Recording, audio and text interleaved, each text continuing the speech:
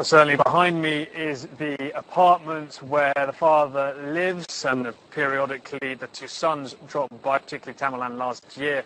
We saw him approach here the third time he'd driven past, stopped, a woman got out of his car, went into the apartment. Then we approached his car to ask a couple of questions. Let's hear to what he had to say.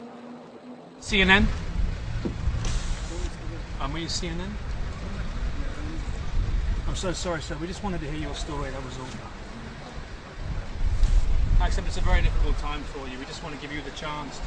Now, during this exchange, he does make it clear he does not believe his sons, quote, were never, ever involved in any of the attacks in Boston. I asked him, are you going to the United States, as he had said before? He said, yes, absolutely. Wouldn't answer the question as to when. Struggled, looked very uncomfortable when I asked if Russian special services, their security services here, who did appear to take him away last night, if they had been in contact with him. I also asked him, when was the last time that you spoke to your sons? That question really did seem to grate. I couldn't really hear his response, and that was when he began to put the automatic window up on my outstretched arm holding a microphone. So a man clearly uncomfortable in the spotlight here, that the impossible questions for him to answer about his son, for any father to answer about their child, are now being asked at him, clearly angry at much of the attention he's getting today. John? You said clearly angry, obviously emotional right now. You know, in a sense of denial, some might say. What do you think he makes of what's going on right now here in the United States? Well, I'm sure in his mind he believes the images he's been shown may not be entirely the full truth.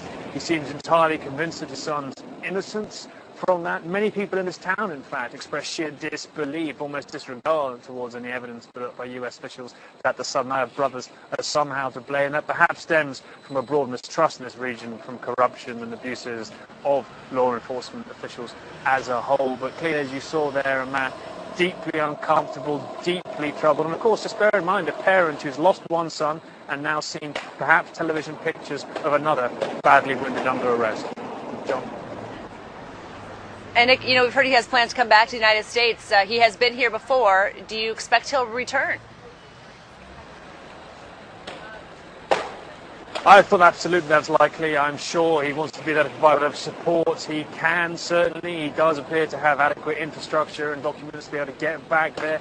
Much of the talk about why he returns here was simply for health reasons. He just enjoyed the climate, perhaps, more here. So yes, very likely he will return. Whether he takes his wife with him or not, nobody quite knows, and whether it's short-term or permanent, that's still to be decided. But clearly a man who wants to provide whatever support he can for his son, Dzhokhar, surviving, who he does believe had nothing to do with Boston.